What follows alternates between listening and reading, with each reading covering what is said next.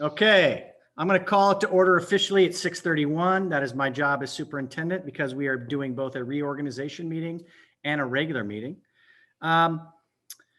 It looks like we have mostly voting members here tonight. We have some other board members, Kate Rideout from River Valley. I'm just going to go through and read. Emily's here. And yeah, Emily's here. Good, right? Yeah, we got almost all of our voters. This is fantastic, everybody. I'm going to wait for introductions because during the agenda, everybody's going to have an opportunity to share what's going on in their district. Howie is a member of the West River Education District, and he is on the agenda with a proposal. So I'll let Howie introduce himself at that point. But let me just welcome everybody to the meeting. It's so nice to be able to be in person with Dan and Rich here at the Dover School, and it's nice to see you all on Zoom. So I'm going to jump right in, and we're going to do the reorganization of the board until we elect a chair, and then I'm going to hand off the meeting to whoever is elected chair. So just as a reminder, we do not need seconds for nominations. We just need nominations. So at this point, I will take any nomination for the chair of the WCSU board. Rich Warner. All right, so Well, who said that? Was that Ken McFadden? Thank you. Ken Yep. McFadden motion for Rich Werner, chair of the WCSU. I'm going to do my teaching. Pause, wait time.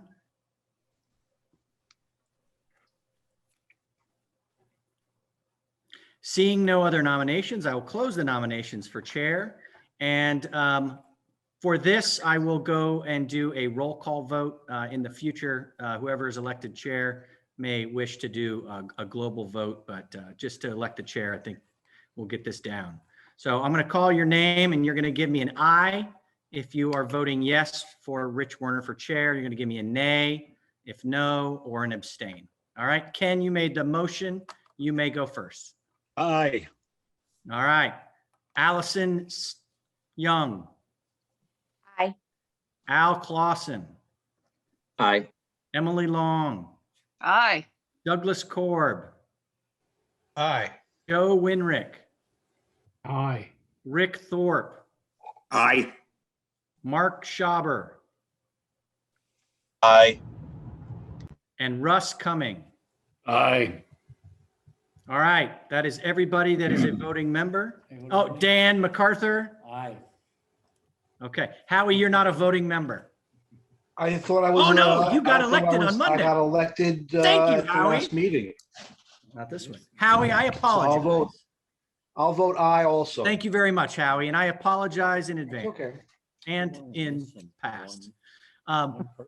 Rich Werner has been elected chair, so I will now pass off the meeting to Mr. Werner. Thank you, everybody. Can you all hear me okay? We're trying to all share the screen. So we're going to move forward with the election of the vice chair, which in the past year has been Emily Long from West River. So we'll open up nominations for vice chair. I'll nominate Emily.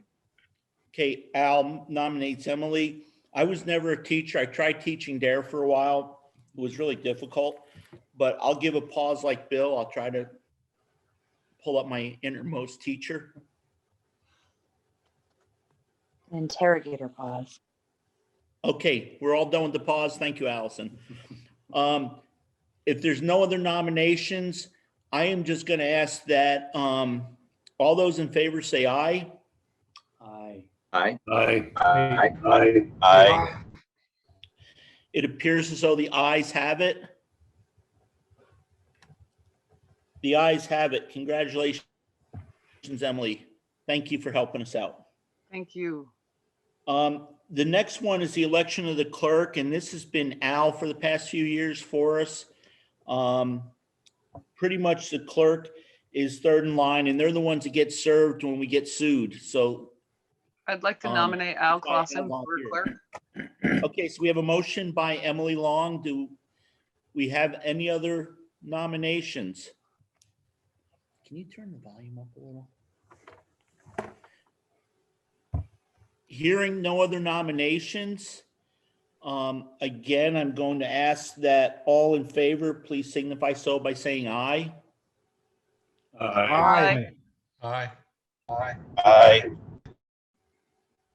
It appears as though the ayes have it. The ayes have it. Authorized signatures. This is where we usually have the officers be authorized to sign pay warrants if needed.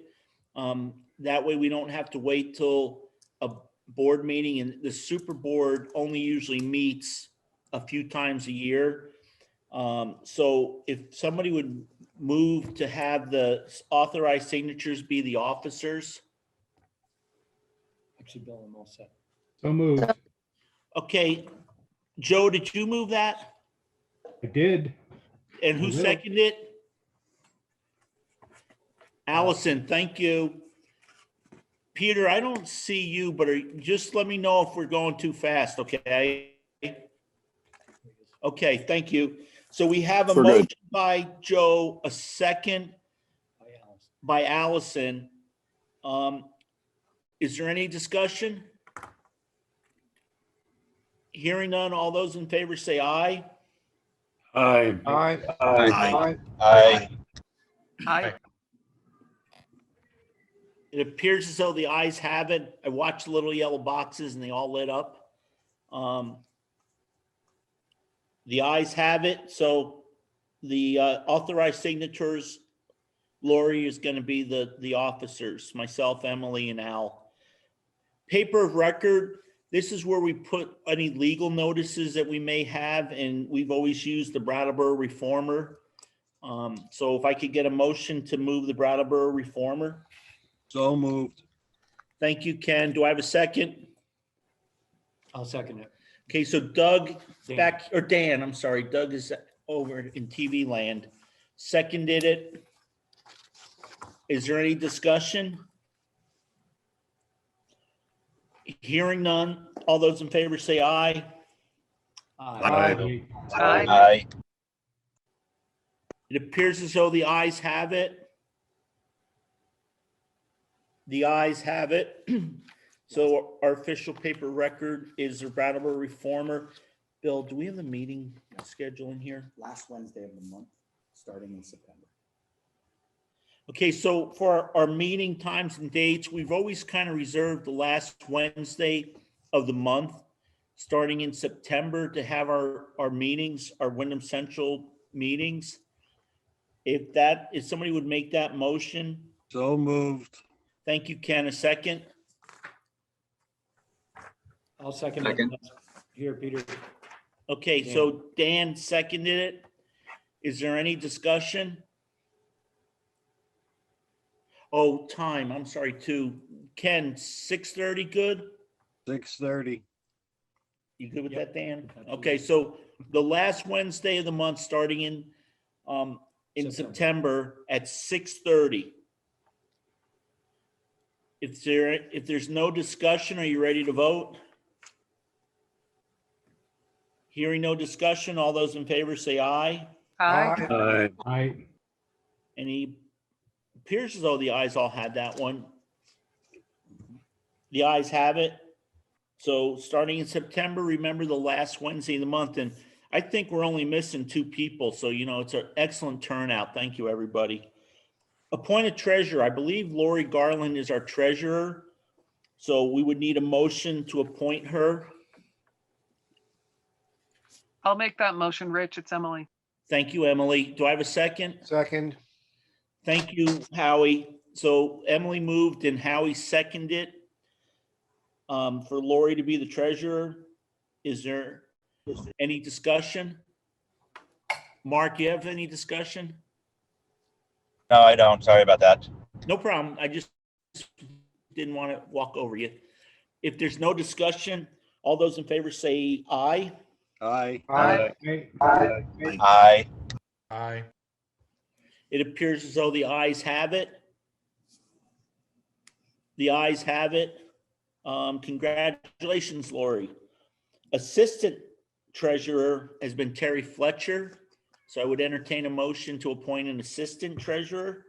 I appoint Terry back as the assistant treasurer. Thank you, Ken. Do we have a second? Second. Howie, thank you. We have a second by Howie. Is there any discussion? Hearing none, all those in favor say aye. Aye. Aye. It appears as though the ayes have it. The ayes have it. Congratulations. I don't think Terry's on, but congratulations, Terry. Next thing is set surety bond amounts. In the past, it's been $1,000 for board members, $5,000 for the treasurer and assistant treasurer, and $100,000 for the business manager and for employee dishonesty. Lori, that's not going to get you very far, $105,000. I move we keep the amounts the same. Second? I'll second it. Okay, so Ken moved and Emily seconded. Is there any discussion? And just to correct me quickly, that's required by law. Those are the amounts set by law. Okay. And they've probably been set since the 1950s. No, they updated them. Okay. There's no discussion. All those in favor say aye. Aye. Aye. Aye. Aye. It appears as though the ayes have it. The ayes have it. We have surety bonds. Last two things, folks. Grant the superintendent authority to accept grants. So this is any of the grants that we get, federal, local, or allows the superintendent to apply for a grant. If the Emily Long Foundation is offering $1 million grant to help kids at Leland and Gray read, he'll be allowed to accept it. So Moved. thank you, Ken. Do I have a second? Second. Okay, Al, thank you. So we have a motion by Ken, a second by Al. Is there any discussion? Hearing none, all those in favor say aye. Aye. Aye. It appears as though the ayes have it. The ayes have it. Hey, Emily, who do we apply for grants to your foundation through? Oh, gosh, go right to me. Okay, remember that, That's Bill. the first I've heard of it, but lovely. So, Can I just say, by the time they get to Leland and Gray, I'm hoping they're reading though. well, by the time we take taxes out, it won't be that much, $5. Bill had mentioned this at a last couple meetings. He'd like to reinstitute the policy committee. And we've kind of voted on it for a few years and then we stopped and there hasn't been a lot for it to do. So what I'd like to do is if somebody would make a motion to reinstitute a 5-member policy committee, and then we will second that. And we have a vote on that. Then as chairman, I get to appoint subcommittees. So then I will work with any members, both voting and non-voting members, to put together 5 people that Bill can work with. So hopefully he gets at least 3 at a meeting. Does that work for you? We'll want to pick 5 people that were designated from their individual boards. Oh, you want to just take the individual board Well, committee people? at the reorganization for each individual board, they all said Oh, people that want to be So on you the have policy 5 of them. committee. We have a minimum of 5, yes. okay. So then we just have to reinstitute the policy committee. We don't have to worry about appointments and it'll be the people that were elected by the individual boards so that we have 5 individual boards. I'll make that motion, Rich, to reinstitute the policy committee. I think this is a great Second. idea. Okay, and who seconded? Howie? Second. Yep. Okay, thank you, Howie. You don't turn yellow like everybody else. So we have a motion and a second. Is there any discussion? Hearing none, all those in favor say aye. Aye. Aye. Aye. Appears as though the ayes have it. The ayes have it. So Bill, you want to make an announcement? Yeah, so Rich and I in July will gather the members that were designated by their boards. I'll send out a doodle poll, find out when is a good time to meet. And we will start by reviewing our existing bylaws. And that committee will meet throughout the summer. It's probably going to only be a couple meetings. I'll do any support work for the committee with the goal that at the first meeting in September, we bring back revised bylaws that are updated. The last time that this was done was 2013, and we've had a lot of different things happen since then. So that would be the first thing that the policy committee would do. So I just wanted to let everybody know that if you were elected by your policy committee, expect after July 5th to receive some contact from me, and we'll get you together and kind of guide you through with the goal that at our next meeting in September, we'll have some draft updated bylaws for the entire board to consider. Is there any questions or comments? So Bill, just so I'm clear, then you're going to look at the Wyndham Central Supervisory Union Board bylaws and the Executive Committee bylaws. Correct. Those are the first two. And they're all in your packet. Okay. Emily, I know Emily and I believe Dan was there, and I'm not sure if there's anybody else, but this was done when we were a much larger board, and we would hardly ever get a quorum of the board. We'd always be waiting for somebody, and somebody would show up, and then somebody else would leave. I think, Dan, you remember quite a few of those nights, Emily. Yeah, And Howie was there too, I think. Who? I think Howie was also there. Yeah, I can't really see everybody, so I'm sorry about that. I only brought my sunglasses in, so there, you know, Bill and I had talked, and I really think that these should be updated because we do so good now getting the full board together to meet. And we've given a lot of power to the executive committee too, and I don't know if we still want to do that or not. So that'd be a really good thing. So all of you that agreed to serve from your individual boards, thank you very much. Knowing Bill will keep it quick and fast for us, and it'll be very productive meetings. We're going to go to review and revise the agenda as may be advisable. Is there anything that we need to miss? And Bill's got his hand up first. So we just took care of new business B. So I think we can cancel new business B.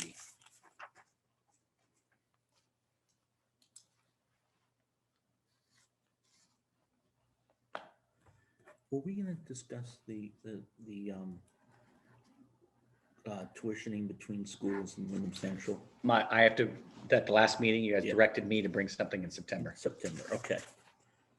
Is there anything else that I missed, folks? If not, I just want to say one thing quick and then we'll get into approving the minutes. So technically, when we have a meeting via electronic, we're supposed to do a roll call vote.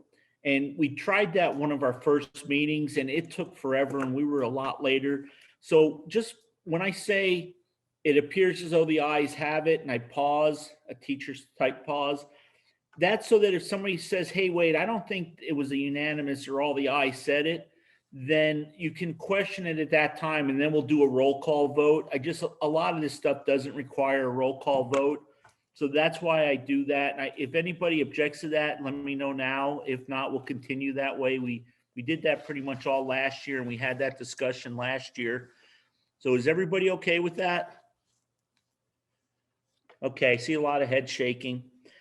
Aye. Aye. It appears as though the ayes have it, Al. Okay, so we have our last meeting was April 28th, 2021. So I need a motion to approve in a second, please. I'll make that motion. Sorry, Okay, Emily, I'm going to give it to Ken and let you be the second. either way, it works. Okay, are there any comments on the minutes? Everybody happy with them? Okay, are you all ready to vote? If you are, all those in favor, please signify so by saying aye. Aye. Aye. Any opposed? I think we got them all. Yeah, I wasn't there, so I'm just. Okay, so we have one abstention. Dan's abstaining. Peter. This is Rick. Rich, I'm also going to abstain because I wasn't at the last meeting. Okay, so we have two abstentions. Is there anybody else who'd like to abstain?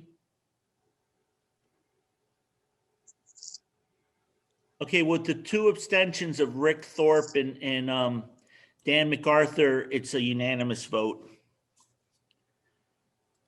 Old business, waiting study updates. So I think Mark Schauber from River Valleys was actually working with a group that is brought forth, is championing the waiting study. Emily, I'd like to give you a couple minutes from the legislature and Laura, if she's here. And I'd like to give Dan and Doug, I know you guys worked very hard on it. So why don't, because I think Dan and Doug, you were working on it first. Why don't we let you guys, if there's anything you'd like to say, then we'll go to Mark and we'll let Emily wrap it up with the legislature and the signatures and, you know, what happens next year. Is that okay with everybody? Okay, so I'm going to move out of the way and give it to Dan and Doug first. You know, Rich, why don't we do it this way? Because I'm actually going to make a motion relative to this. And I think maybe we should have the discussion first. And then if you'll come back to me, then I will make a motion relative to it at the end and we can have the vote on that. Does that make sense? Sure. Okay, so Doug, do you have anything you'd like to throw in? I think Emily's going to cover it really well. I think that, everybody just needs to know about where things went with the task force and what this bill actually means moving forward. Okay, Mark, do you want to make any comments and before we get to Emily? I guess the only thing I want to say is for full disclosure, I have taken the unpaid position as executive director of the Coalition for Vermont Student Equity. So I just want everybody to know that that I'm doing that job at this point. Okay, so you want to let Emily fill us all in? So Emily, I believe. So I'm not, I'm more than happy to share with you. I'm very pleased to announce that the hard work that was put into place by not just Vermonters, but by our own Wyndham Central board members has come to success. And we do have a waiting study that may not have gone as far as some folks would like, but it certainly is giving us the steps to reach equity at some point down the road. I'm more than happy to let both Mark and Doug and Dan speak to the specifics because they were the ones who testified on it multiple times. And I will just say, as a person who's been in the legislature hearing the back and forth, it's really appreciated, the efforts that were put in. And I mentioned it, I don't know if I mentioned it at Monday night's meeting, but I've spoken about this several times, that it's really powerful having voices coming from folks in our local districts who are really impacted by this. And so the waiting study with a task force to do work over the summer has passed both bodies and has been signed into law by the governor. So that work is going to be starting, if it hasn't already, going to be starting really quickly. I know we've appointed, I don't want to name people who we've appointed in the House because I'm not sure it's been official yet, but I know there's names there that we've appointed. Emily, I'm told it is public.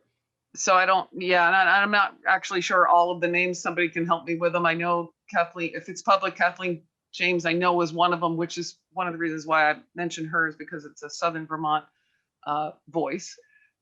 So Doug or Mark or Dan, you can. Yeah, it's from the House. It's Kathleen James, Emily Kornheiser, right? Scott Beck, and Conlon. From the Senate, Peter Conlon. Yeah, from the Senate, it is Senator Brock. I'm drawing a blank. Doug or Dan, I don't.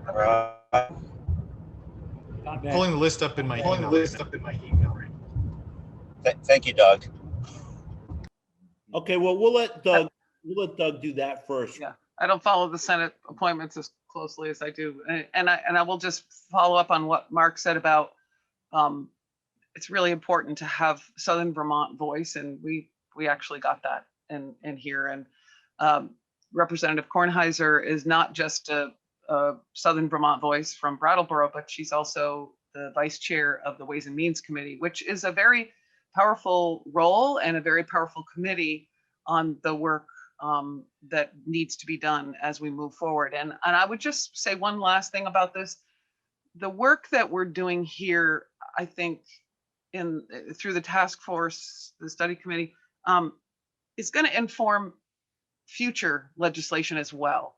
And I actually welcome that because I think we really need to take a hard look at how we're funding education in Vermont, because I I'll just go out there a little bit and say, I think that we are seeing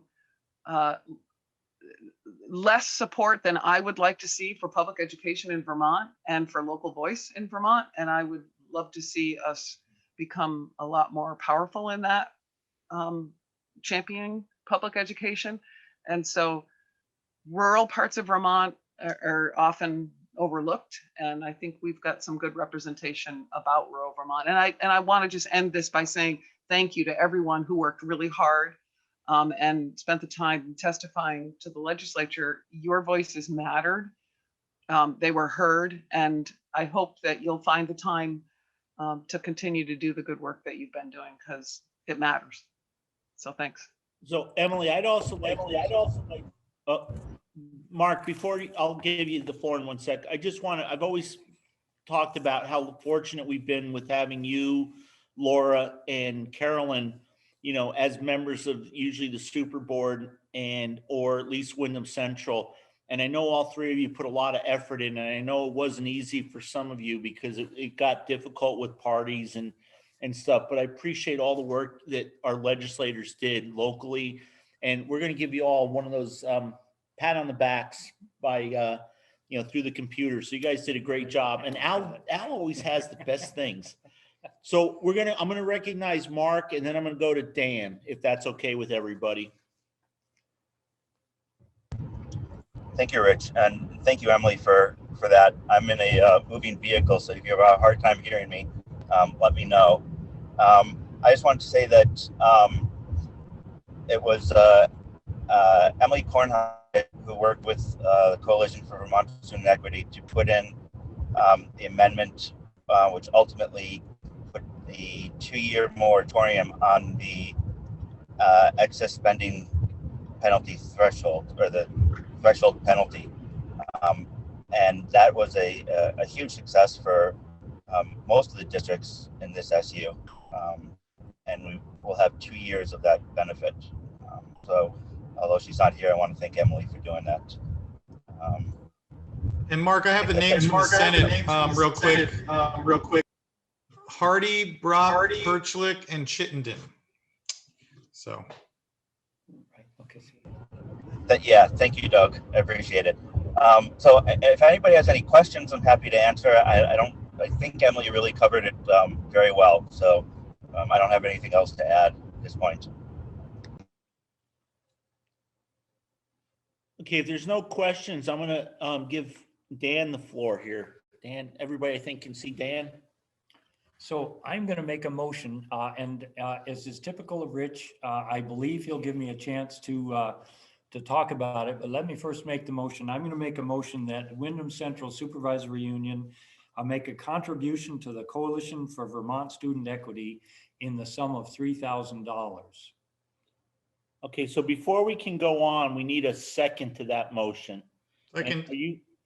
Doug, you're seconding it? Is that okay? Because I'm from the same district? Yeah, it doesn't, no, you're a member, it's all voting members. So I have a motion and I have a second, and we're gonna, I believe, have some discussion. Can I speak before Dan speaks, even though it's his motion? You have to duke it out with Dan, because I always give the person who makes the motion the first dibs and the second or the second dibs. Okay, go for it, Dan. Okay, so a couple of things. Less important is the fact that if this weighting study had been implemented this past year, we collectively would have had to raise about $75,000 fewer dollars in our local property taxes. And with any luck, when the weighting study is implemented, WCSU's property taxes should go down by something like that amount. So, but more importantly is the fact that we have the legislation signed into law at this point. The task force has been appointed, but there's still a ton of work to be done. And as Mark and Doug and anybody who was working with the state legislature knows, you got to keep an eye on them. And the Coalition for Vermont Student Equity has a wonderful lobbyist in Montpelier who has worked tirelessly on this and is willing to do so throughout the summer, just to make sure that when questions arise, the task force has a question, they want some feedback, whatever, our lobbyist is there and she's on the ground and ready to go. So it's not like that this supervisory union would just be putting $3,000 into a bank account. This will be much needed over the summer to make sure that student equity in Vermont is closer to being a real goal. So those are my reasons for making the motion. Sorry, Doug, your turn. No, I can't do anything but echo what Dan was saying, but just add the amount of work that actually went into getting the win that we have, which for, I think we can call it a win, but really it's just the beginning of, a lot more work to come. And, this type of organization is important to support because we don't have the bandwidth as board members to be doing what, the lobbyist does. And also just be aware in the backroom conversations that happen. To know when action alerts are necessary or needed, or what the movement could be with the task force. But essentially the task force is not to implement the weights. And that's really important to note. It is to review implementation and how best to do it. However, they're also charged with looking at other ways like categorical aid, and even as far down the path as, taxing, fundraising by income tax, which could just kick the can so much further down the road. And I think that in order to, I know that, the Coalition for Vermont Student Equity, it sounds like another support of like a VSBA, but it's really not. It's like a short-term injection to get a really solid, good result from this one task force. So like, will we be here next year asking for this money? I don't think so. Maybe we will. Maybe equity won't be resolved, but I feel like, there's a resolution for the VSBA that relates to implementing the weighting study now, but that is not supported as widely as something like the efforts of the Vermont Student for Student Equity. So just wanted to say that in support of this. Yeah, and I think it's just one other quick thing, and then we'll open it up for any other questions or comments, is that this is not, it's not a unanimous thing across the whole state. There are winners and losers, as they used to say, or when Act 60 came out, who's bulls. Terrible term, Rich, terrible term. Okay, so what's the proper term? There are those who have not been allowed to raise funds appropriately for their schools for 20 years. And there are those who are going to have to reassess how they do those things. Yeah. Okay. So, and they said here underweighted and overweighted. I just to understand that that's why something like this is very important, because you don't know what a committee can do. So that where I was going is that, it depends who is on the committee and where they go and what they get for testimony. And somebody really paying attention to that, because there's not probably a board member here, they could spend all the time that's really required, including our legislators. I mean, it's a wonder that they even, all the bills that are thrown at them and testimony and stuff. So I think it's a really important that we support them, but that's, up to each individual here. So I will open it up for any other conversation. Comments. Rich? Comments.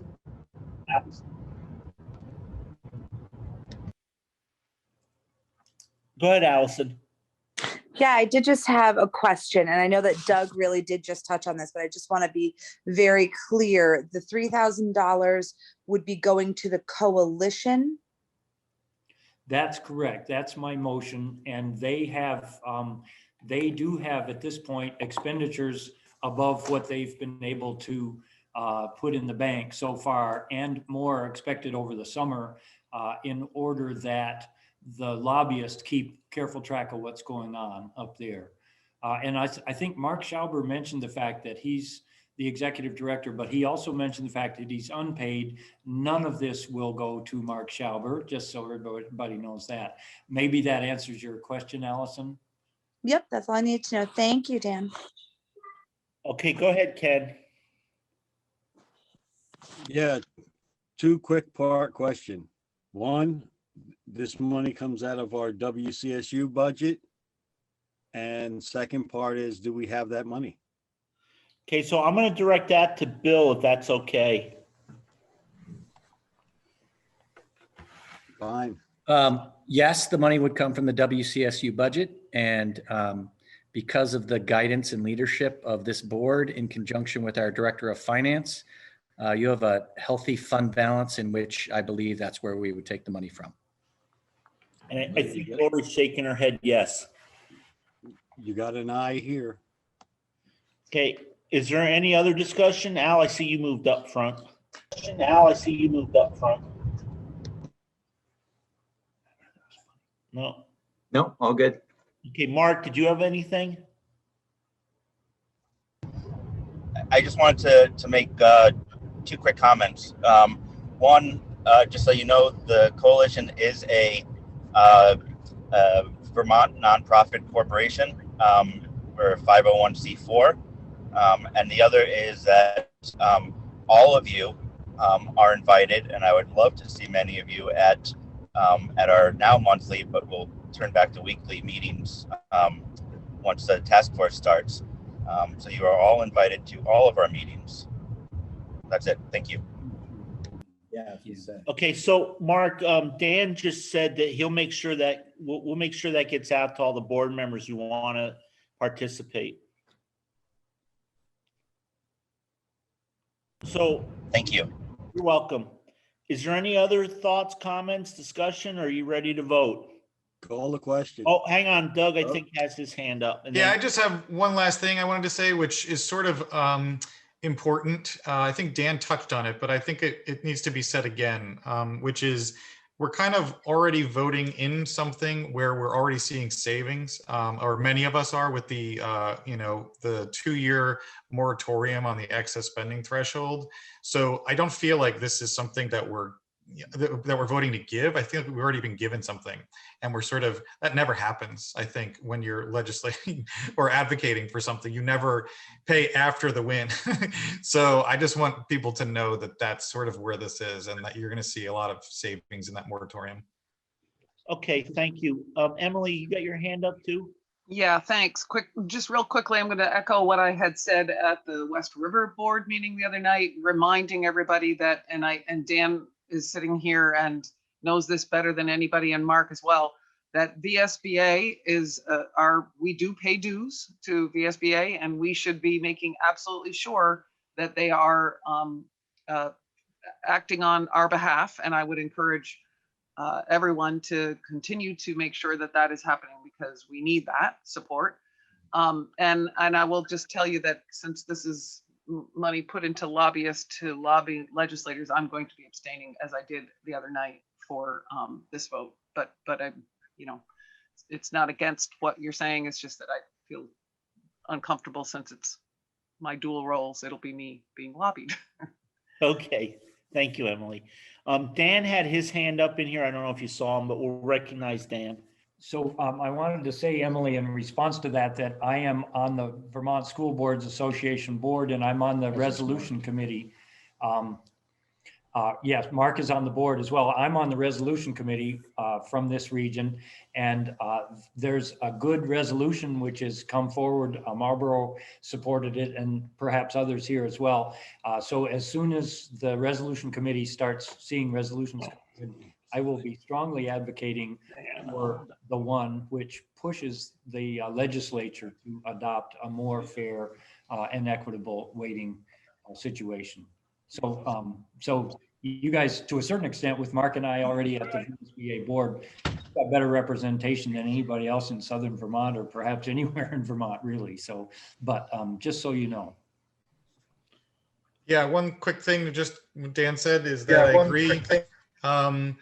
The resolution's amazing, and it was crafted by Burlington. I think, it's probably too late. I think 15th was the deadline for people to get it forward, and Marlboro had a special meeting on Friday to clear it. But it is a very direct and clear guidance to VSBA to support not just what the task force does, but actual implementation of the weight. So, and River Valley signed on to that too. Mark, I think you, and then Ken. Rich? Mark, I think you, and then Ken. I can't name them all, but there are currently 9 boards that have signed on to the resolution across the state, from the Northeast Kingdom all the way down to River Valleys and Marlboro.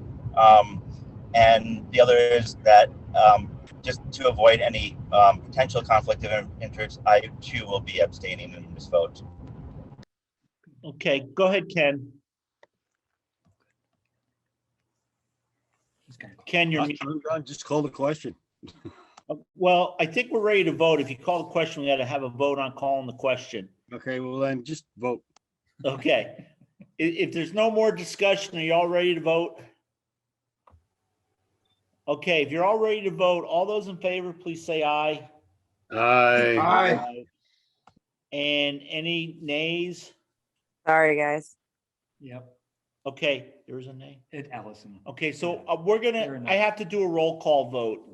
So I'm gonna go through the list I have. Rick Thorpe, Aye. okay, we have an aye. Mark, you're abstaining, Shalbert? Shalbert, That's correct. okay, Russ, Yes, aye. okay, Doug, Aye. Dan, Aye. Allison, Nay. Al, Aye. Joe, Aye. Mike isn't on, is he? Ken, Aye. Emily, Abstain. yeah, no, I'm gonna have to do it. Howie, Aye. okay, so the ayes have it, 1 nay and 2 abstentions. Peter, we'll have to list how everybody voted, so I'll talk to you before you get the minutes out, okay? Yes, sir. I have the list. Oh, you're all good then? You caught everybody? Oh, yeah. Okay, thank you, buddy. Okay, well, thank you, Doug and Dan, for bringing that up. And thank you, everybody, for your hard work. I'm going to move to financial preview. So in your packet, there should be a one-page form. The head set Act 173 in effect as a 7/1/22, which is FY 23. So I think, Laura, you wanted to speak about this?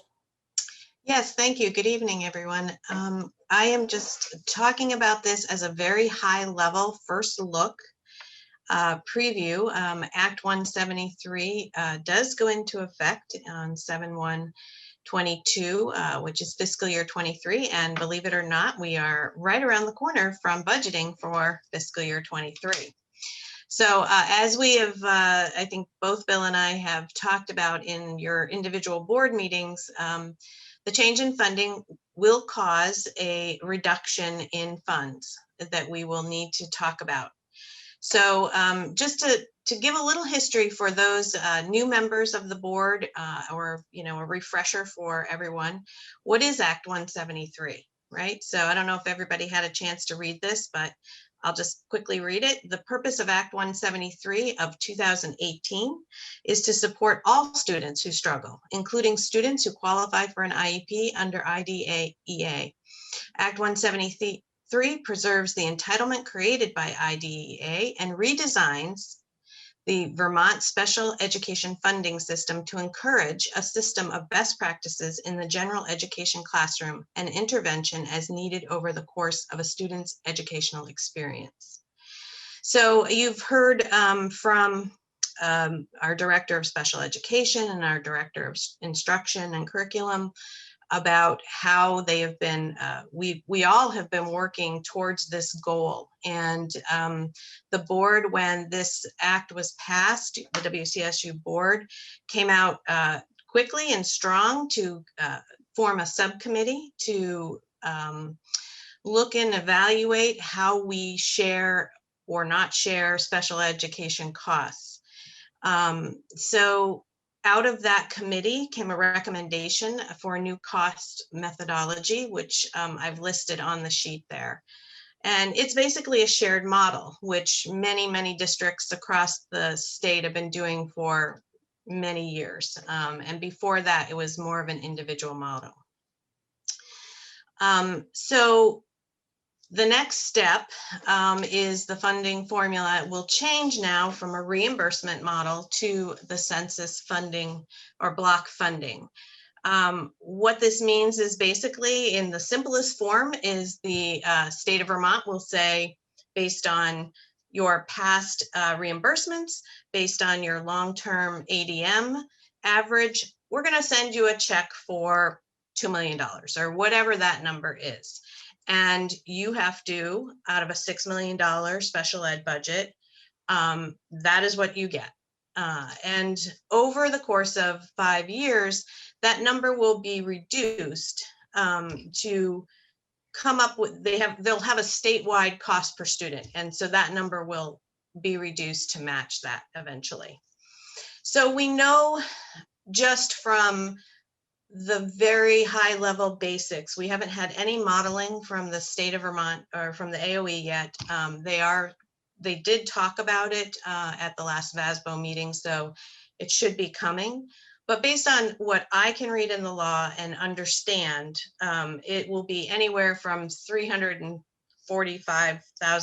to $500,000. And that's my best estimate. Okay, could be more, could be less. That's without any other increases in special education or increases in, salaries or anything like that. So what we're looking to do is basically mimic the law with and mimic the funding with the budget. So, Stephanie and Jen have talked about how they're working together. So by marrying the special ed budget and the academic support team budgets together, which also includes the title grants and IDEA grant, we now have a comprehensive budget that will serve all students who need extra support. I tell Stephanie and Jen all the time that they're really about a year ahead of themselves, if not more, because they've already started this modeling in the schools right now. They have at least a couple of schools that are modeling a shared resource person who is doing both special ed and intervention.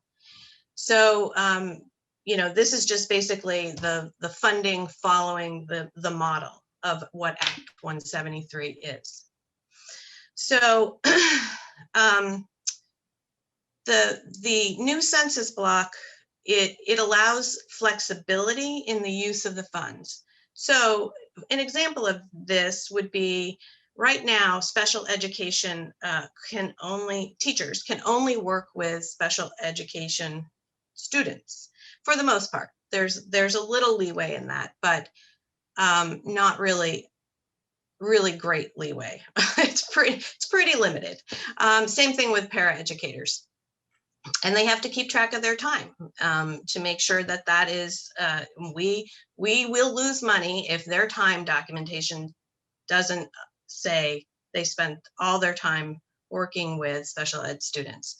So this act basically erases, they'll probably still have to do some sort of time documentation because we still have to meet the criteria of the grant, the IDEA, but it really takes away a lot of that pigeonholing of time. It allows for the use of funds for all students. So, not just the students that are on IEPs. So early intervention. And that again is where the shared resource comes in. The funding actually is now simple and predictable.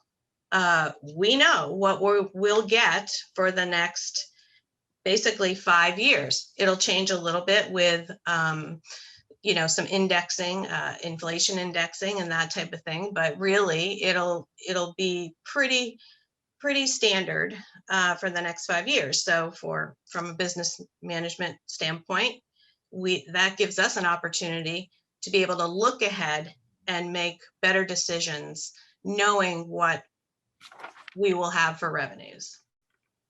It aligns with the policy priorities of serving students who need additional support in both general and special ed, and we've talked about that already. So we're going to rename the special ed budget and the academic support budget into the MTSS budget. which stands for Multi-Tiered System of Support, which is basically what Act 173 is all about. And so that budget will include a variety of different resources, right? So we're going to use the IDEA grant just like we do now. We're going to use the CFP grants. We're going to use the census block funding. And then when you subtract all of those, that is what boils down to what the LEAs will pay. Okay. So in my, and again, this is a very simple, this is only the LEA portion. This isn't looking at, the total budget.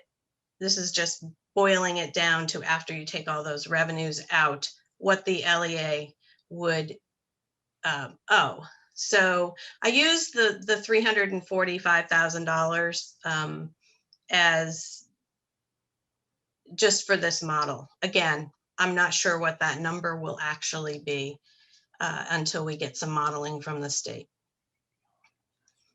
So does anybody have any questions about the? Lori, I do and Al does, it looks like. So okay. Al, you come first in the alphabet.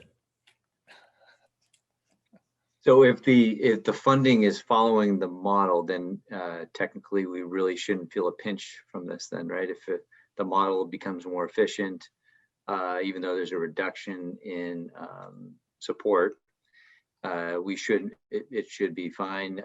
Sounds like Stephanie's already taken measures, and is this just kind of a business as usual? You will still feel the pinch the first year. What will allow is to be able to plan, and it will allow a lot more flexibility going forward. But the fact still remains that the first year there will be a significant reduction in revenue, merely switching from one model to the next. The goal, of course, is by marrying these two budgets, and really the work is already happening, and that is evident because the special education budget was down for the first time in 22. So that work is already happening. So the goal, of course, is to reduce the costs of special ed. So will it mitigate over time? That's the goal. Okay, so there's some lag, and the efficiencies will take a while to catch up. Right. I mean, it's not about, the first year is not about efficiencies. It's really about the change in the funding formula itself. It's going to produce a reduction in revenues out of the gate. Hang on, you're like third in line. Okay. Thanks. Okay, I got Russ and Emily, and then Bill, and then me. The question I have is the revenue sharing agreement between the different schools within the district. Will that revenue sharing go from pre-K all the way through 12th grade? Or will it only be kindergarten through 12th grade? So Russ, that's a great question. When the committee met, we were focused on really this Act 173 funding, which only affects K through age 22, when the student can age out. It does not include pre-K. Pre-K is still a separate funding source with the state of Vermont. And Wyndham Central, we didn't talk about pre-K at that time. I can explain pre-K methodology of how you share the cost, if that would be helpful. And I can add on to what Lori said. Russ, thank you for asking, because it's important for us to remember how we got to where we got. So just to repeat what Lori said, is Act 173 is focused on K through 12. So that was the focus of the committee and the recommendation to the WCSU board. Previous discussions of this board about talking about pre-K and socialization of costs revolved around the difference of the investments that different districts make for pre-K. So for example, Marlboro, West River, and River Valleys all provide at local cost 35 hours per week for all 4-year-olds, and access in-house for 3-year-olds, some of them 10 to 15 hours per week. Stratton, which does not have a school, provides 10 hours per week of 3-year-olds and 4-year-olds, and Wyndham does the same. They don't have an in-house program, 10 hours for 3-year-olds and 4-year-olds. So when this was previously discussed, there was a imbalance in the local intervention contribution that happened prior to kindergarten, whereas kindergarten through age 22 is all equalized. So that is where the discussion happened prior to the Act 173 discussion. And then when we had the Act 173 discussion, because Act 173 was focused on K through 12, it's centered around K through 12.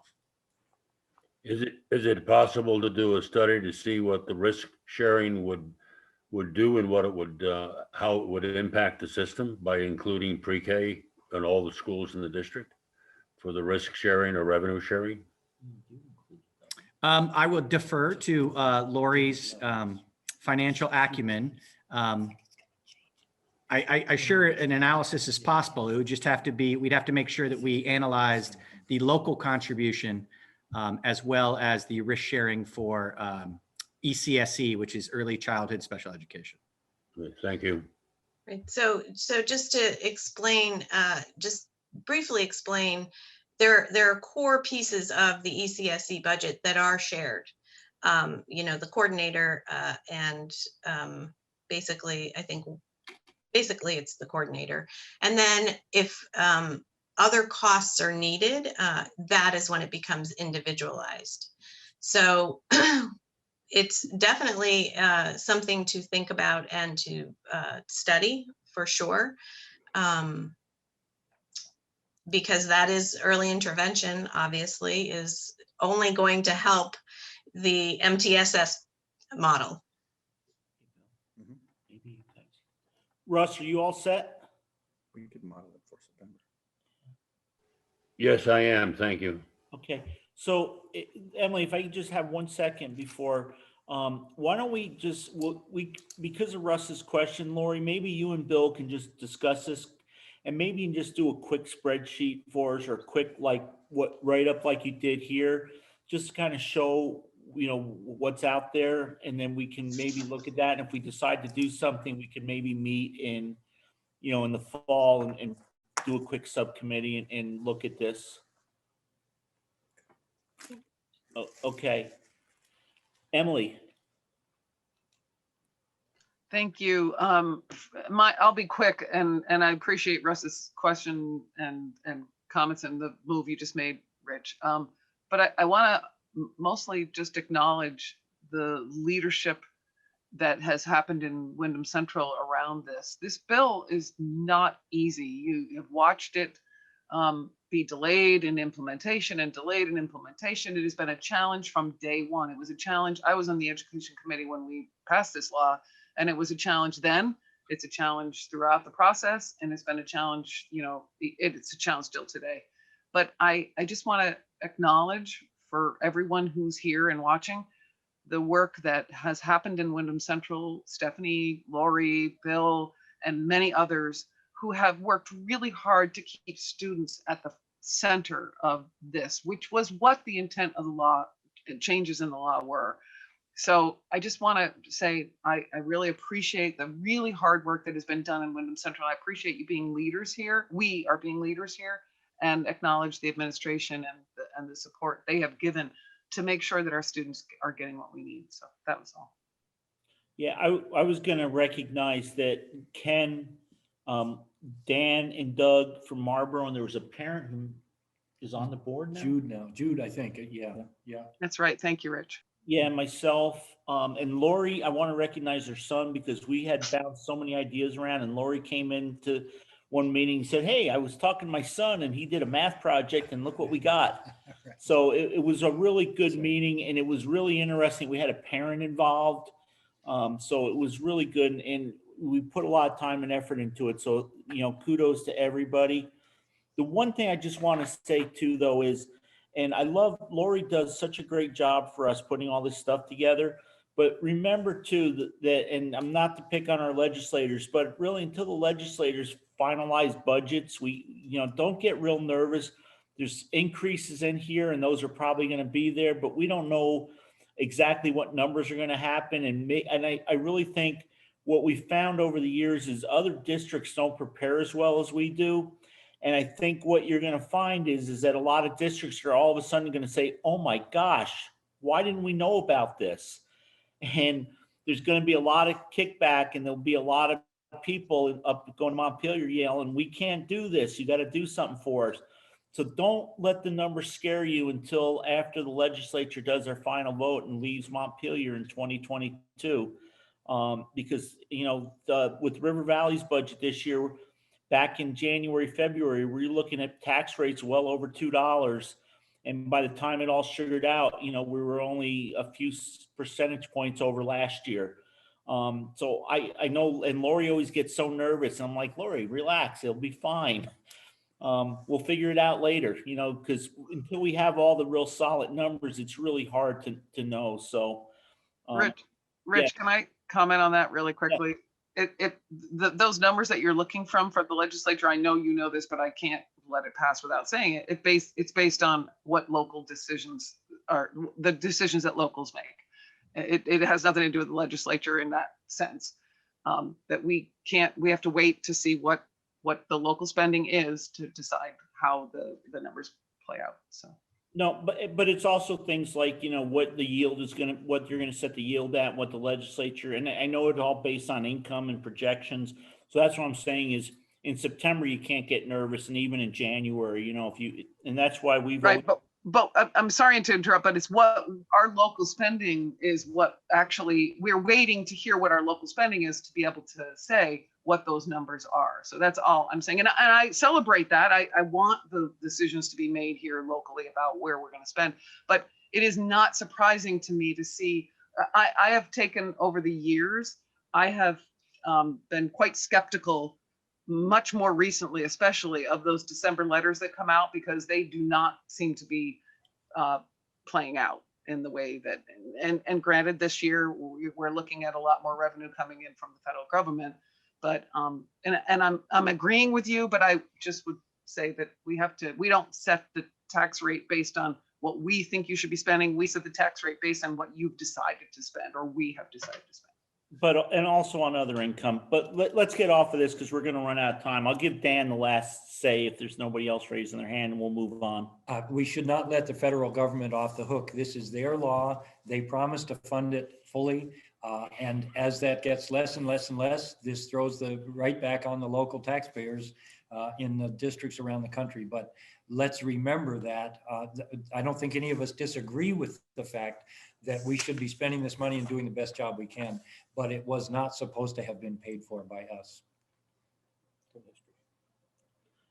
So if we're all good, there's no decisions we have to make there. Lori, again, I'm sure you said in September, we're going to be talking about it when we vote budgets. We'll talk about it again too. So thank you for that preliminary thing. And I got one more item for you, Lori, and I think we can let you go, is the financial questionnaire. You all should have a 2-page financial questionnaire.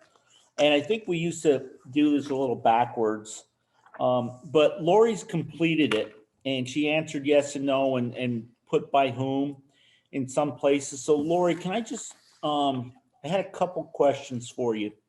Okay. Does someone other than the treasurer review bank reconciliations? You put director of finance, but aren't you the treasurer also? Yes, but I review all the bank recs. So. But so it's just one person reviews it. One person completes them and then I review them. Okay. Because I think that should just be noted, because if somebody says, hey, isn't she the treasurer and she's director of finance, and I think we also ought to add who else reviews it. Yeah, I think there is another question on there about who does the bank recs, which I think is the accounting associate, maybe. Accounting associate. Right, that's who does the bank recs, and then I review them. Okay. And then I just, there's a couple other things. One, have school board members attended financial trainings? And you put not to my knowledge, and I'm not aware of any financial trainings that have ever been offered. And do you know what they're talking about? I don't know what they're talking about. Okay. But I didn't, again, not to my knowledge that any of you have gone to financial training. Well, don't they review that at our superintendent's meeting when they tell us how to do negotiations and stuff and look at the budget? Yeah. Not a big deal. Exactly. And you had, I don't know if this was intentionally just left blank, but on the second page, have you attended trainings on record keeping? I'm sure you have, but neither one is checked. Oh, I missed it. Probably. Yes. That would be a yes, right? Yes. Okay, well, I thought so.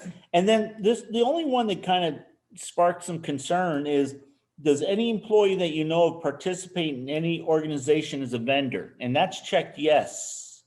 Is that true, or is that just a mischeck? No, we have actually a few employees that have their own business and they do get paid as a vendor. This is, I completed this for all the districts. So it may be in a different district from Wyndham Central. I'm trying to think off the top of my head if I can pull up one that I'm trying to think, and I can't for Wyndham Central, but for a few of the other districts, there are people that get paid as a vendor because they have their own business and they also are an employee. Would our director of technology be an example? No, he's a contracted service. So he's solely a contracted service. So this is saying, is anybody who's employed by Wyndham Central, West River, River Valleys, do they get paid as an employee and as a vendor? It's very uncommon. And there's tests, IRS tests that have to happen, but we do have a couple. Okay, I wasn't sure. So are there any other questions on this financial review? And if there is not, I would just need a motion to have the chair sign this on behalf of the supervisory union board. So moved, Ken So moved. McFadden. Seconded. So it's moved by Ken, seconded by Doug. Is there any further discussion? Hearing none, all those in favor say aye. Aye. Aye. Aye. That was a late one. It appears as though the ayes have it. The ayes have it. Lori, could you just resend it to me with that one correction? The Sure. one that didn't have an X in it, and then I'll sign it and scan it back to you tomorrow. Sure. Okay, Lori, so you don't have to stay all night unless you really want to. I think that's it for you, unless you have something else. I don't have anything else for anybody. I'm happy to stay on if the superintendent would like me to. Waving you off with a salute. All right. Good night, everybody. Have a nice evening. Thanks, Lori. Good night, Lori. Good night. Thank you, Lori. All right, thank you. Thank you. Stephanie's still there. Stephanie, goodbye. Thank you. You know, I had to get the exact direction to be able to go. I was going to ask, but I was going to text you instead. So thank you guys very much. Bye, Stephanie. I'm a rule follower. Thank you guys. Okay, so Mark, I hope, are you still there, Mark? Yeah, Mark, you wanted to do a legislative committee discussion and possible action. Yeah, the update is that it's a work in progress. Okay, so we'll have more in September. Absolutely. Okay, so Peter, can you just make sure that there's a note there that there'll be more in September's meeting about a legislative committee? Will do. Thank you, Peter. I see no other old business. Did I miss anything? No, Okay, I do want to welcome Beth in. Beth, thank you for coming. Thank you. I'm so sorry. That's fine. We've got all but one member. So this is like one of the best meetings we've ever had. Okay, good. So I'm going to go to new business. This is where we give the board chairs from each board a couple minutes just to tell what's going on with their board. I'd like to just start though, just so everybody knows, and I think you all do, every Thursday, kind of since the beginning of the school year, we've been meeting with the superintendent, the executive committee, and the board chairs. So Emily, myself, and Al as the executive committee, and then the board chairs, Al, myself, Beth, Doug, and Allison have been meeting with the superintendent. We've missed a few, like during vacation or something major's gone on, but Bill's found it very helpful because I even offered that maybe we didn't need to meet every week if it was too much for him. And I will say, I forgot to let Emily know a few times, and then Emily caught me, and she's been coming when she can too. Everybody's busy. We don't always have everybody. We've had a few non-quorums, and I've even missed one meeting because I totally forgot about it. But I think it's worked out really well. Bill does record them and does put them online, but we don't have the TV recording them like we do the Wyndham Central meetings.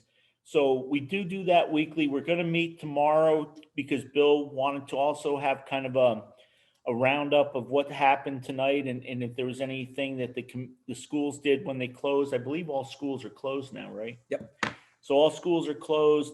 We found it very useful, and we may do something similar to that in the fall, but we'll discuss it. We also, who knows what September is going to look like. I'm hoping a lot different than it did this past September. So I just want to let people know that. And I just want to thank Bill because it's been very helpful. And I think it's put out a lot of fires and a lot of concerns from a lot of people. And it's a little bit extra work for Bill, but it's worked out very well. So I'm going to go by the list we have here. And the first school district report is going to be from Doug. And I know he's got a lot of neat things that have happened in Marlboro. Yeah, Rich, I'm going to keep it short though, because I want to respect everybody's time tonight, but there's 3 things, and Dan's sitting right next to you, and he can bat me over the, he can't bat me over the head, but he can at least fill you in if I miss anything. You'll hit me. Most important thing is that we ratified our contract with our new unionized teachers at Marlboro. We were one of the last districts to become unionized, and that happened 2 weeks ago, I think it was. And I'll be signing the contract tomorrow at our board meeting. So congrats to the new unionized teachers and to us, and for everything, being finalized. And we now have a contract to go forward. It took some time, and it was especially more difficult and trying during COVID, but we got it done. Secondarily is, I think I've talked about this with the exec committee a lot, but we meet with our architects every hour before our regular board meeting each month. And we're pursuing architecture plans for the school and how that is going to work in terms of going towards a bond vote next year with having public forums and discussing things with the town. And, they're working really well with us and listening to our faculty and our students.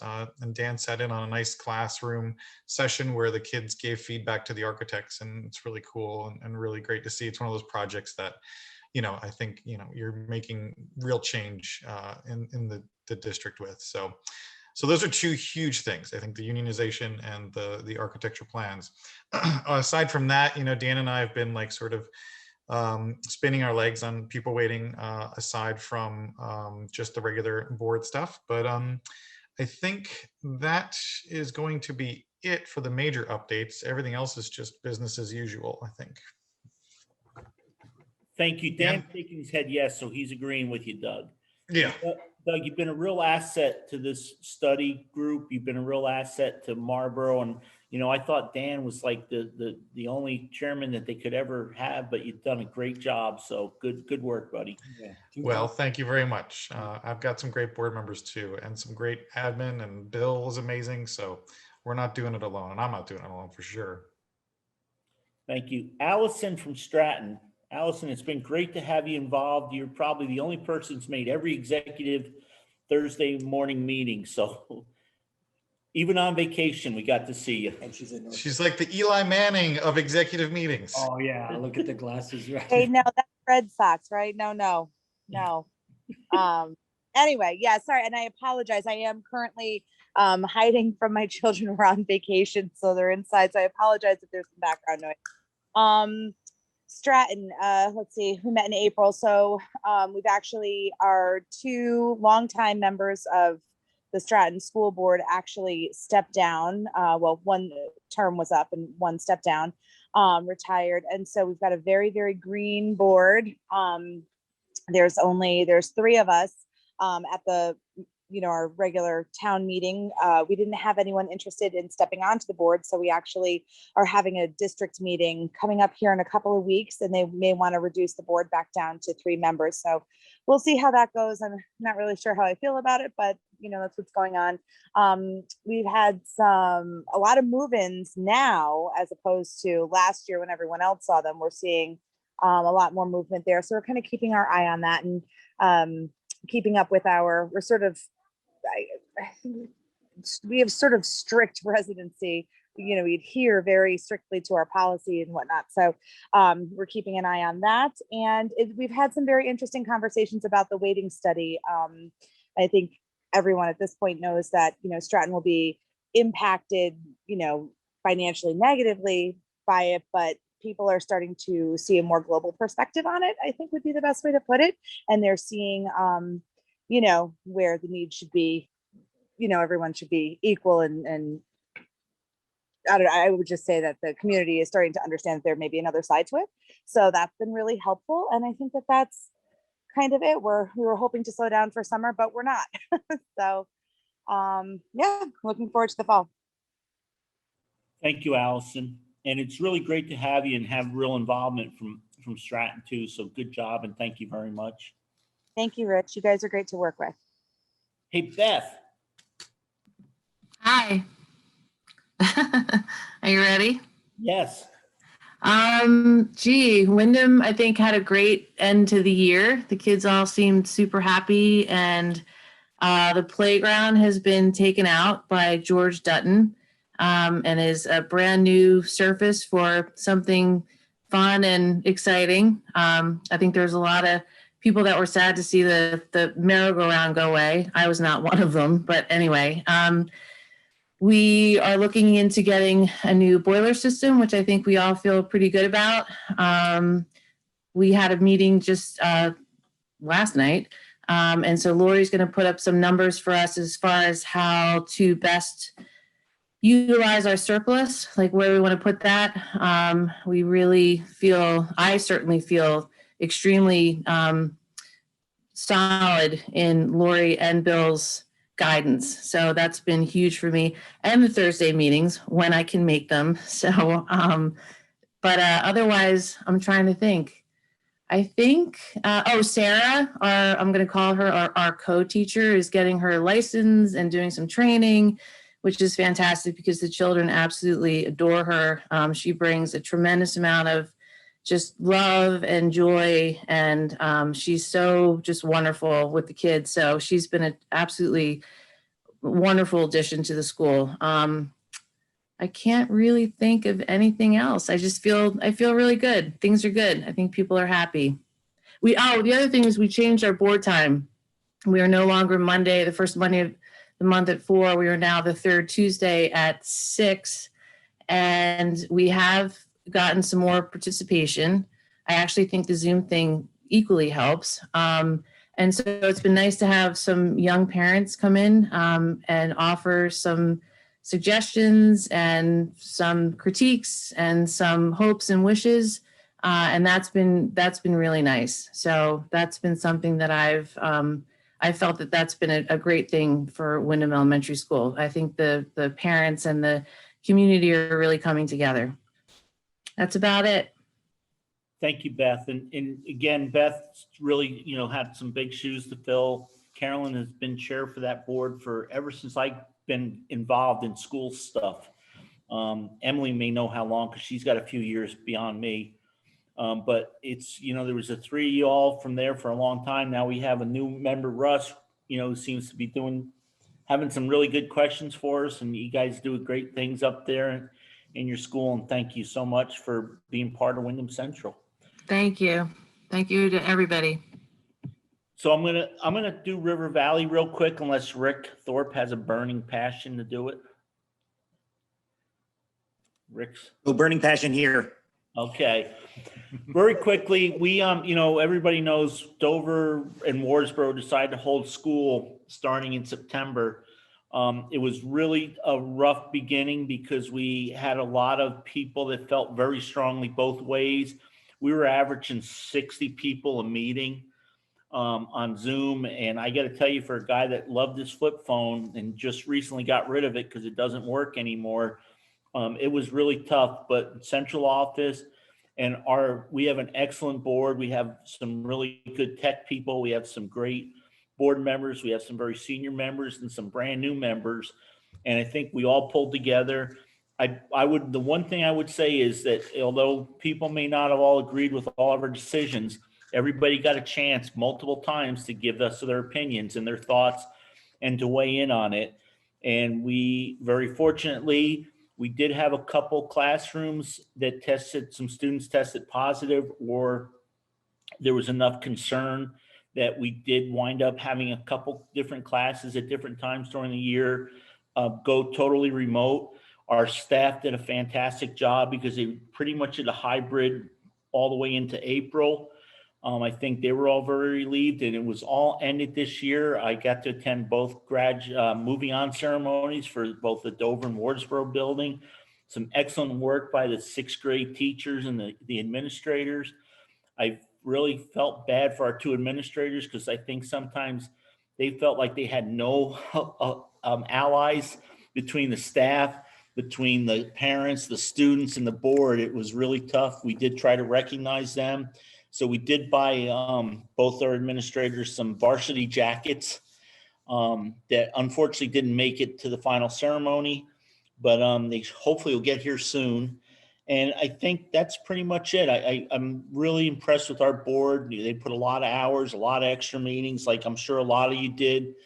But, it all culminated for us on the second to last Saturday in May, when almost everything that we asked for at our town meeting was passed. And there was 2 articles that if we didn't have a live meeting, I don't know if they would have passed. So I think it was very fortunate that we had the live meeting and a lot of hard work. And Lori's gone now too, but Lori really brought the budget together, and the people that put our booklet together, and the same as the West River booklet, was, a fantastic booklet. So I can't say enough. And that's all I got. So I'm going to turn it over to Al. Thanks, Rich. Yeah, West River, I would just say sense of normalcy is what comes to mind. We've had the prom last weekend, which was awesome. Sports banquets, elementary graduations. Today we had a ribbon cutting ceremony for the new ropes course at the high school. And Bill, correct me if I'm wrong, but I believe we have an unrestricted high school graduation this weekend. Yes, he's leaning in, we're good. So with the emergency order lifted, so yeah, it's fantastic. And then live meetings coming up with the change in the open meeting law as well.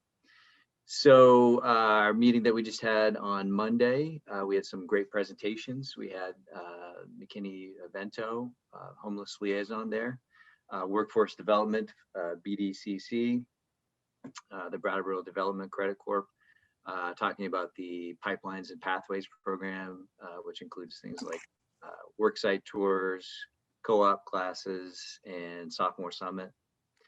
And then the big ticket item on our meeting was Journey East. We talked, or Bob presented 2 different pathways that we could potentially follow. One of them was to hire a director and keep the program continuing, which had a price tag involved with it. And the other was to gracefully exit Journey East. And of course, there was a lot of passion around it. And we have encouraged our board members to reach out to their community to see what their community members think about it. But I would say we were heavily leaning towards keeping the program, but we're moving that discussion and decision making to the end of summer, probably August or September, after we gather more information. And also we did take up the Waiting Study Coalition. We are now adding $1,500 to that pot. We made a motion in that regard. So excited about that.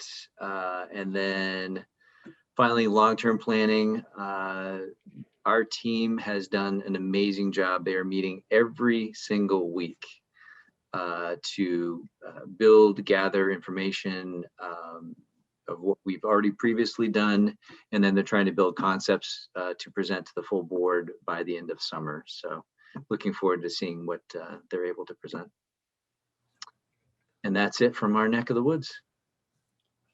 Thank you, Al. And I'm glad that you guys are going to have a live graduation. That's going to, a free run. I hope the weather isn't what they're predicting. I hope it's a beautiful day for you guys. Likewise. Thanks. And good job. And Al, we really appreciate your participation too in the executive committee meetings. They've been really, really well done. I just, one quick thing, and that I forgot when I was talking about Wyndham Central is, and just so everybody knows, the people in the central office also did a lot of extra work, and Bill had a lot of extra work. Well, I want to thank oh, at the end. okay. I'm gonna turn it over to Bill for him to report on Wyndham Central. So today, I got to go have a luncheon with all the central office, all my central office colleagues.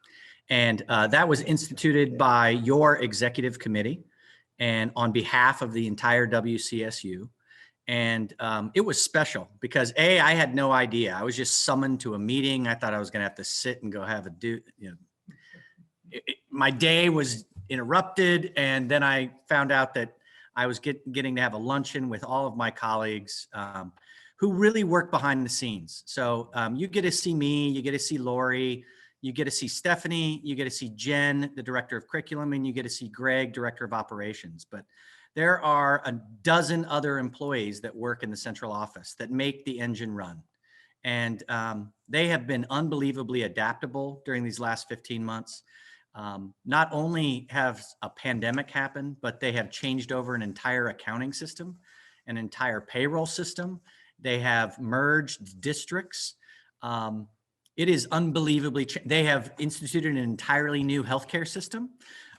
We have 3 new contracts in play. And all of that work was recognized today on behalf of all of you. And it was very meaningful. It was really cool. And your chair wrote a beautiful letter that really touched a lot of the people that really don't get recognized. So it was a really special moment.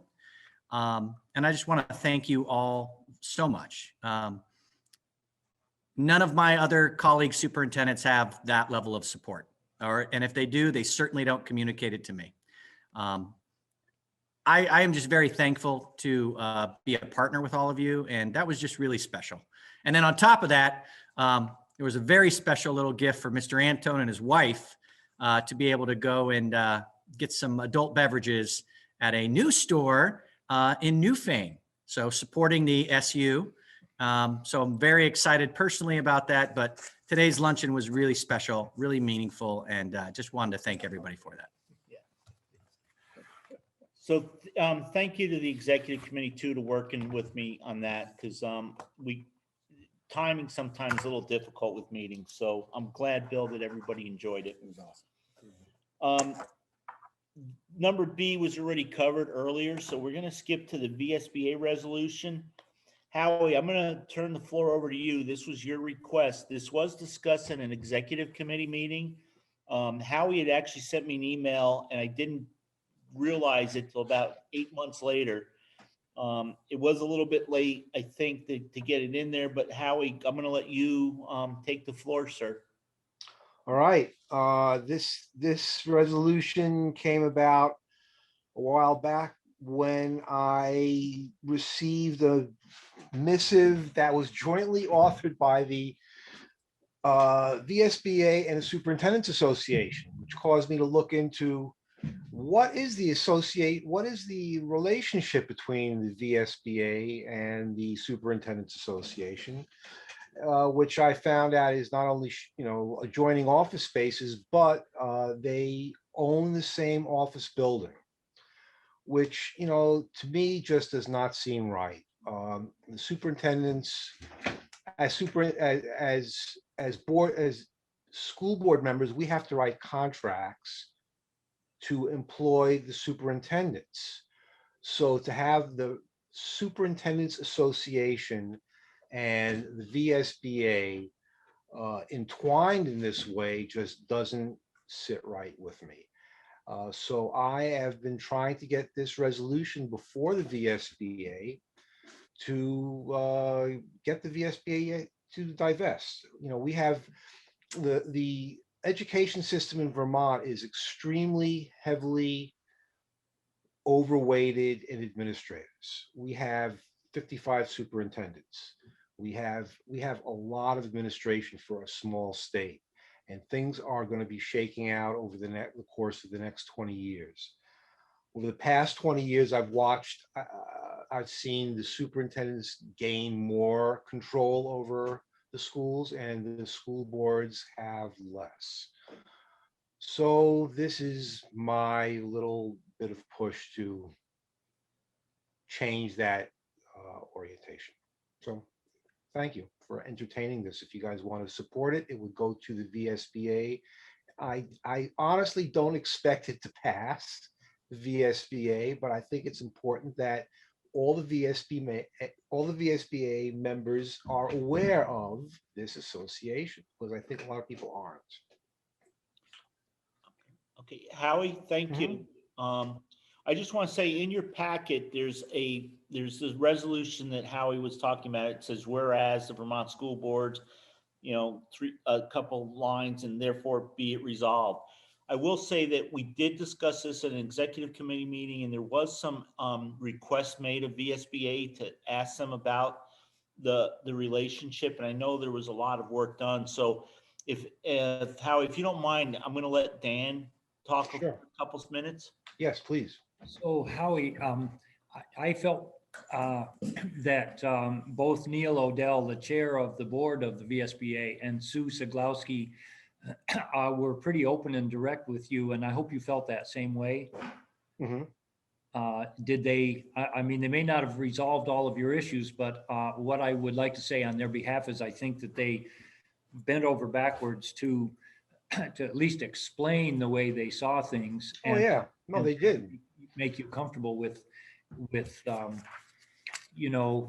what they feel is a separateness between the two organizations that coexist within the same building. So I'd like to hear from you whether you feel like they answered your questions and put in the time that you would hope they would to address this concern. Yeah, they listen. I'm not questioning. They're very nice people, and everybody's motives in this are awesome. And I'm not. But it doesn't change the fact that they own an office building. That we own an office building together with the Superintendents Association, and I think that there's no way to change that, and it just does not. There's nothing that anybody's going to say to make that sit right. I don't think the VSBA should be involved in real estate transactions with the Superintendents Association. It's easy enough to rent office space. It doesn't sit right.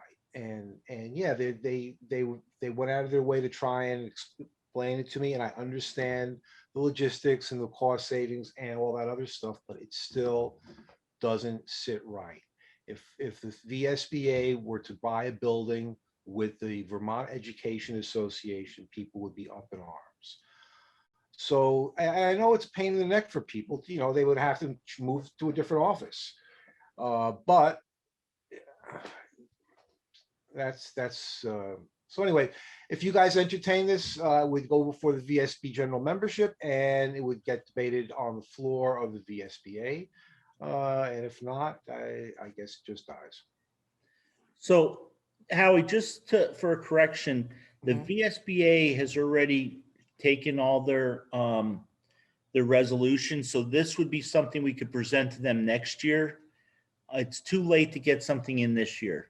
I thought today was the deadline. Okay, well, if it's too late for this year, 15th. Yeah, yesterday. Yeah, unfortunately. So all right, then we will try again next year. We'll see how the year plays out. Yeah. So my thought would be, Howie, why don't we put this on till September, when we do the retreat either September, October, whenever Bill sets that up, we're going to do more of a training retreat. And then we usually talk about resolutions then. So I think that would be the appropriate time because that will give people time to make some decisions we can vote on and then try to sell it to other people if we vote in the affirmative. And if we don't, then it will drop. But why don't we, if you're okay, let's do that because it's too late now. And that was why I got on the executive committee.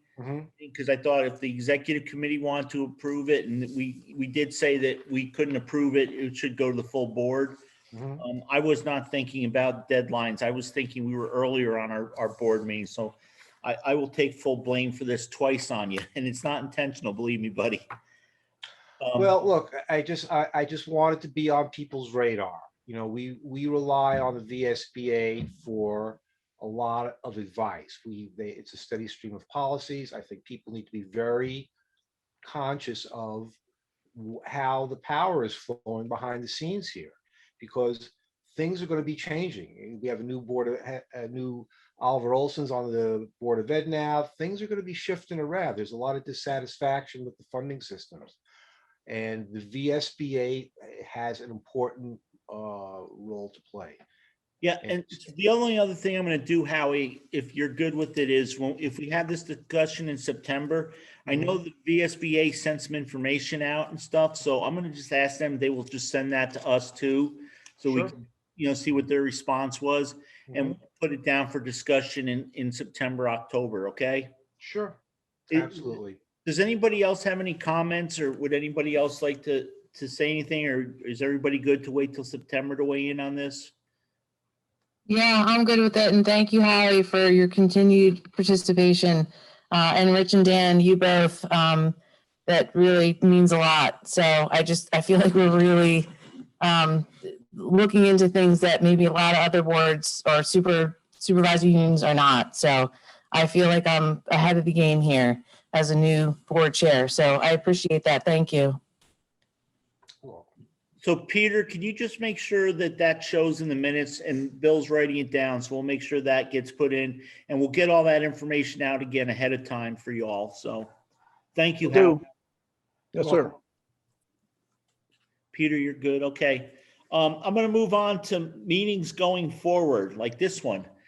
So as you know, I talked to Bill yesterday or 2 days ago, because I saw that with the governor pulling his order, we had to have a live place to go because the Secretary of State had issued an opinion that all public boards now, the rules don't apply anymore because the state of emergency has been lifted. So that's why we're at the Dover School, because it was close for Bill and I, and actually wound up being good that Dan could join us here. But moving forward, I think Al maybe or Beth, somebody mentioned in their report, or Doug, that that they felt that having the virtual meetings has really helped with participation. Maybe Beth, I can't remember. So one of the things we've done at both River Valleys and at Wyndham Central is we have all our meetings recorded. I think one other school does too, don't they? No. River Valley and West River. River Valley and West River, I'm sorry, record their meetings, and then they are available online. Remember, River Valley's got an award one year because we had so many visitors or so many people viewing the site, but we think it was because there was a big school district in California that had the same name and people found the wrong site. But we still got, an award. So I think going forward, I really have a tough time with these kind of meetings, virtual meetings, but I do think it does help us get some people together and have some input from other people. I noticed it more so in the beginning of the pandemic and when we were going to open schools. But again, tonight, I don't think we have anybody but board members and those that we needed here. And I've noticed at the last few River Valley meetings, it's not been anybody from the public. I don't know how the rest of you all are feeling, but I'm wondering if we shouldn't just do, but I do have a board member who's on with us that told us the other day the cat was out of the bag, and he doesn't think we should ever go back to strictly in-person meetings. We have in the past, several years ago, I'll get to you in a second, Mark. We did try to do some meetings where people could call in because we used to meet on nights that our legislators, our 3 legislators were up north, and we try to get them involved, and it became very tough to do at Leland and Gray. But of course, you know, internet's a little better. There's a lot of internet support. So I am going to open it up to your guys' thoughts and how you want to move this forward and how we want to have our meetings. But we are going to be required, again, for any meeting, we do have to have a meeting place where the public can attend if they want to. So that's a given. That has to happen. How we go beyond that is there. Emily, Mark tried to get in and I cut him off a little bit. I'm going to go to Mark and then you, Emily, okay? Rich, you actually said it. I do believe that the cat can't be put back in the bag or whatever the hell I said. I believe that hybrid meetings are the way to go forward, and with the proper technology, we can do it without a problem. So yeah, I do feel that way very strongly. Okay, thank you. Emily? Yeah, and I would echo the thoughts. I also want to acknowledge the challenges around hybrid.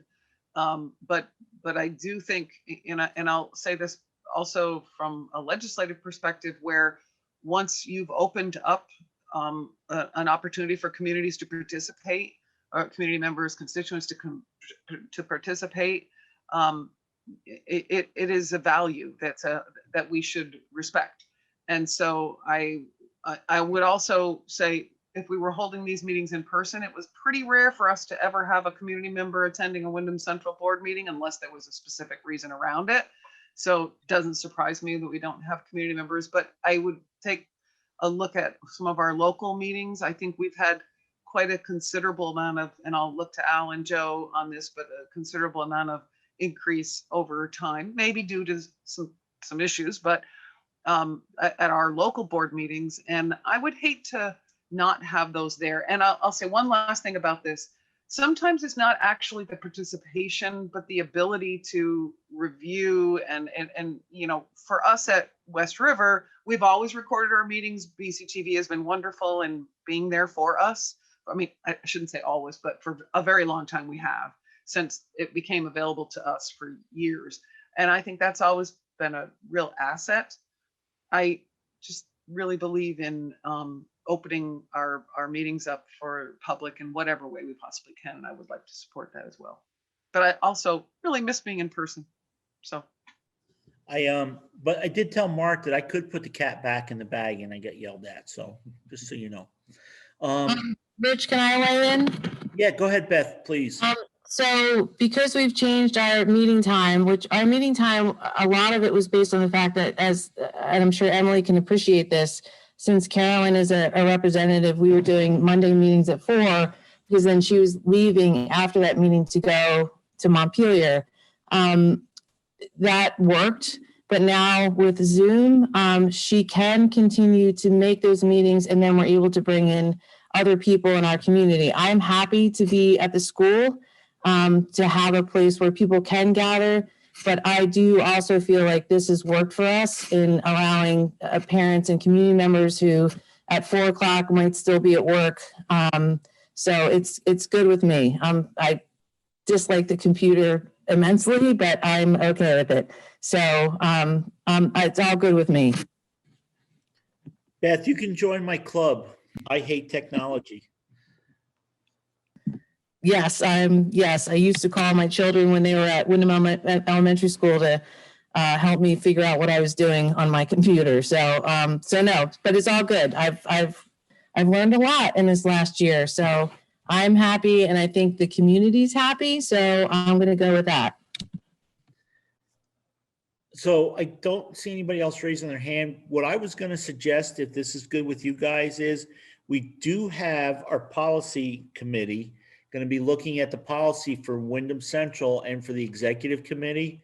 So my suggestion, if everybody's okay with this, is to have our next meeting in September at Leland and Gray. Ask Bill and the West River group to talk to the Leland and Gray people about setting us up with the screen. We did do a presentation River Valleys did do one of their informational meetings for the annual meeting at the Dover Town Hall where we projected onto a screen. And I believe myself, Bill, and Matt were there, and like Tammy was on the screen and the rest of the board.